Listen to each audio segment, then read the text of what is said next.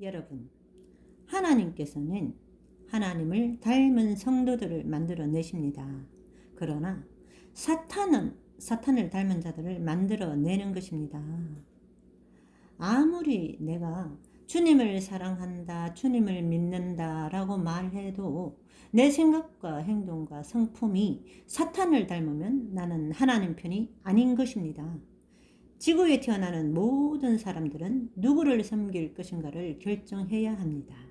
하나님을 섬기든지 사탄을 섬겨야 되는 것이죠. 그런데 이것이 간단하지 않습니다. 왜요?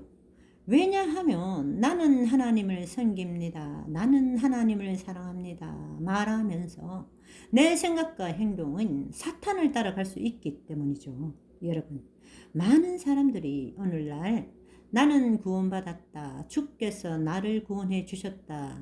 참 좋아하면서 고백합니다. 그런데 하는 행동과 성품은 사탄을 닮은 것입니다. 그래서 오늘날 많은 사람들이 혼돈에 빠지는 것입니다. 여러분, 교회나 교단이 중요한 것이 아닙니다. 지금 내가 누구를 닮아가고 있는가? 그것이 중요한 것입니다.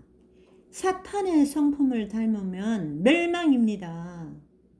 자, 호수에 새 한 마리가 있습니다. 그 새는 자기가 백조라고 주장합니다. 그런데 그 깃털을 보면 밤색이에요. 소리를 낼 때 꽥꽥 거립니다. 걸어갈 때 엉덩이를 뒤뚱뒤뚱 거립니다. 그 자태가 고상하지가 않아요. 백조라고 주장하는데 생각하고 행동하는 것은 꼭 오리 같습니다. 자, 그러면 이 새가 무슨 새일까요? 백조입니까? 오리입니까? 여러분, 내가 주장하는 것은 그래서 중요한 것이 아닙니다. 중요한 것은 내 삶의 모습이고 내 성품입니다. 그러면 하나님의 성품을 닮아가려면 어떻게 해야 될까요? 자기를 쳐서 복종해야 되는 것이죠. 나를 낮추는 것. 빌립보서 2장 7절 8절. 오히려 자기를 비워 종의 형체를 가지사 사람들과 같이 되셨고 사람의 모양으로 나타나사 자기를 낮추시고 죽기까지 복종하셨으니 곧 십자가에 죽으심이라. 나를 낮추면 그리스도의 성품을 닮아가고 사랑이 나타나는 것입니다. 고린도전서 9장 27절.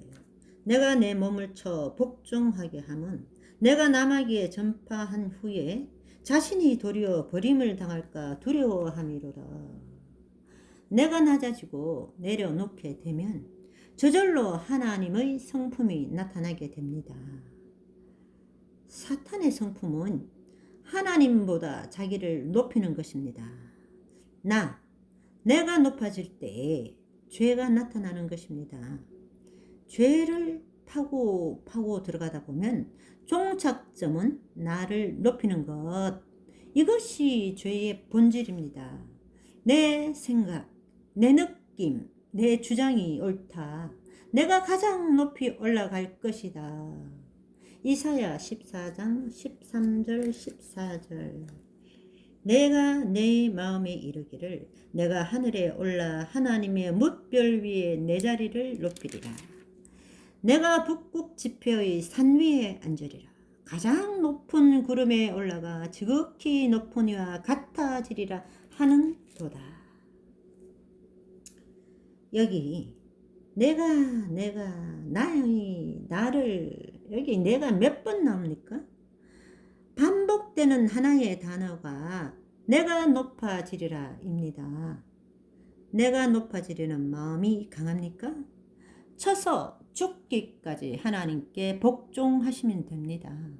내 자존심이 올라올 때, 내 이기심이 올라올 때, 내 생각만 옳다 하는 마음이 올라올 때 죽기까지 복종하라. 피 흘리기까지 죄와 싸우라고 성경은 말씀하는 것입니다. 여러분, 구원을 선물로 받은 우리는 어떻게 살아야 할까요? 구원을 가볍게 여기면서 마음대로 살아도 될까요? 현대인들 중 이런 의문을 가진 사람이 있습니다. 하나님 하나님은 사랑이신데 왜 죄인을 멸망시킵니까? 못마땅하다는 거죠. 아이, 사랑이면 사랑으로 가지. 왜 또 멸망이 나오고 심판이 나오냐. 그런 이야기입니다. 물고기는 물에서 살아야 한다는 법이 있습니다. 그렇죠? 물고기가 물에서 빠져나오고 물 밖으로 나오면 어떻게 되나요? 법을 어기고 나왔으면 죽어야지요. 그것이 생명의 법칙입니다. 우리가 고압선을 만지면 죽는다는 법칙을 압니다. 그런데 그 고압선을 의도적으로 만지면 어떻게 되나요? 죽는 것이죠. 생명의 법칙. 그것이 생명의 법칙입니다. 이 법칙을 무시하면 반드시 거기에는 대가가 오는 것이에요. 그것이 우주 전체가 유지되는 법칙입니다. 하나님께서는 죄를 범하는 사람에게 어떤 대가를 요구하실까요? 로마서 1장 29절에서 32절. 곧 모든 불의, 추악, 탐욕, 악의가 가득한 자요, 시기, 살인, 분쟁, 사기, 악독이 가득한 자요, 수군수군하는 자요, 비방하는 자요, 하나님께서 미워하시는 자요. 이 말씀을 보시면 하나님께서 미워하시는 자들이 있다는 말씀입니다.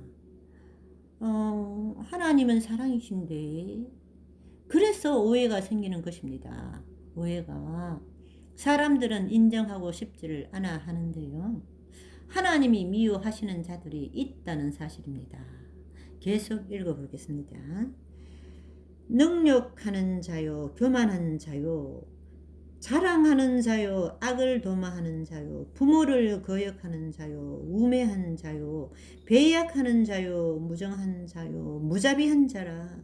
그들이 이같이 일을 행하는 자는 사형에 해당한다고 하나님께서 정하심을 알고도 자기들만 행할 뿐 아니라 또한 그런 일을 행하는 자들을 옳다 하느니라.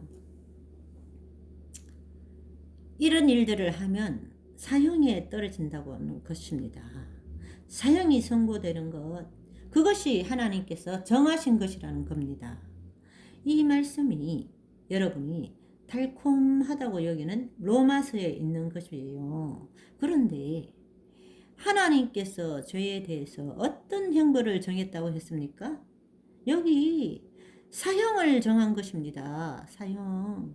그런데 이런 하나님의 모습을 사람들이 잘 이해를 못해요. 아니, 왜 사랑의 하나님께서 사형을 선언하실 수가 있을까? 왜 이해 못할까요? 하나님은 사랑이어야 된다고 자기 소견에 좋을 대로 생각하기 때문에 그래요. 사랑 아니면 나 하나님을 믿지 않을래, 이렇게 생각해요. 그런 하나님이면 난 안 믿겠습니다, 이러고 있습니다. 많은 사람들이 하나님의 사랑만 보려고 애를 쓰는 거죠. 경마장에 가면 말들이 뛰잖아요. 눈에 안대를 해 놓습니다. 한쪽만 보라고 가려놨어요. 옆을 보지 말고 한쪽만 보라고. 그런데 오늘날 그리스도인들의 눈에 안대가 다 쳐져 있습니다. 사랑만 보고 뛰어요. 옆에는 안 보이는 거예요. 그 옆에 하나님의 심판도 있고 공의도 있는데 난 사랑만 보고 뛰겠습니다. 그러면 꼬린 라인에 들어가지 못하는 거죠. 그러니까 하나님께서는 죄를 범한 사람에게는 사형을 선언하셨습니다.